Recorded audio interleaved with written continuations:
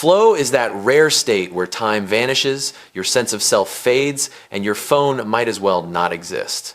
Mihaly Csikszentmihalyi, the psychologist behind Flow, the Psychology of Optimal Experience, nailed it. He described flow as the sweet spot between boredom and anxiety. Too easy and you're yawning. Too hard and you're panicking. Just right and you're flying. Think of it like surfing. The wave thrills you but doesn't drown you. That's flow. Not mystical, not woo-woo, just your brain locked in, fully engaged, and loving it. So why chase flow? Because it feels incredible. But more than that, it makes life meaningful. Csikszentmihalyi argued that happiness isn't passive pleasure, it's active engagement. Flow is the engine of that engagement. Let's get real. Scrolling Instagram? No flow. Watching TV? Rarely. Flow comes when you're stretched. Writing code, playing guitar, running a tough trail, even cleaning your garage if you're weirdly into organizing screws by size. Here's the core. Flow happens when challenge meets skill. You need both. A chess grandmaster versus a toddler? No flow. Toddler versus grandmaster? Still no flow. But two evenly matched players? That's flow central. And it's not just hobbies. Flow shows up at work. Csikszentmihalyi studied surgeons, athletes, artists, even factory workers. When they hit flow, they weren't clock watching, they were absorbed.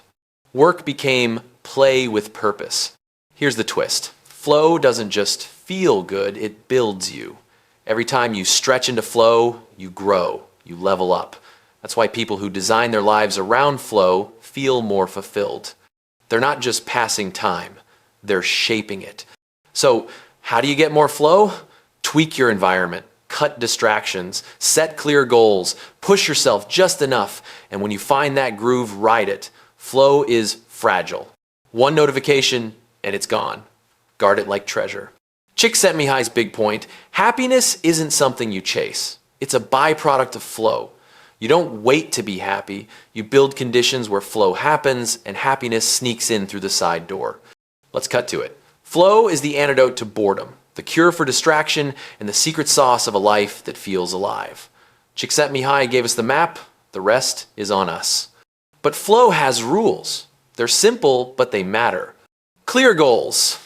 I'll just mess around, kills flow. I'll finish this sketch in 30 minutes, fuels it. Immediate feedback. A basketball shot goes in or doesn't. A line of code runs or crashes. That loop keeps you locked in. Deep focus. Flow hates multitasking. You can't be in flow while checking Slack every 5 minutes. You need immersion. Balanced challenge. Too much and you're anxious. Too little and you're bored. Flow lives in the razor-thin middle. That's why video games are flow machines. They keep you sweating but not overwhelmed. Let's get real again. Flow isn't always glamorous. It's not just artists painting masterpieces or athletes breaking records. It can happen while cooking dinner, fixing a bike, or folding laundry if you're oddly into crisp corners. The activity doesn't matter. The state does. Csikszentmihalyi emphasized this. Flow makes life feel meaningful because it pulls you out of yourself. You stop ruminating, you stop obsessing, you're just there, fully present. That's rare. That's why people describe flow as almost spiritual, even though it's just psychology at work. And yes, flow is addictive, but in a good way. Once you've tasted it, you want more. That's why musicians practice for hours, why climbers risk their necks, why writers lose weekends to their keyboards. Flow is its own reward. But here's the catch. Flow doesn't come easy in a world built on distraction. Notifications, endless feeds, constant noise, they're flow killers. If you want flow, you have to fight for it. Carve out space, protect your attention, be ruthless if you have to.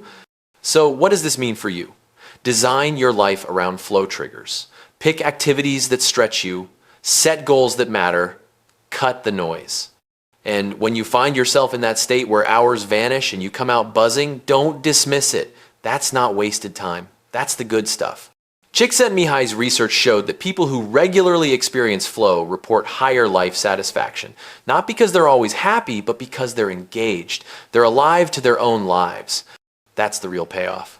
In the end, flow isn't about chasing joy, it's about chasing absorption. Joy follows, meaning follows, growth follows.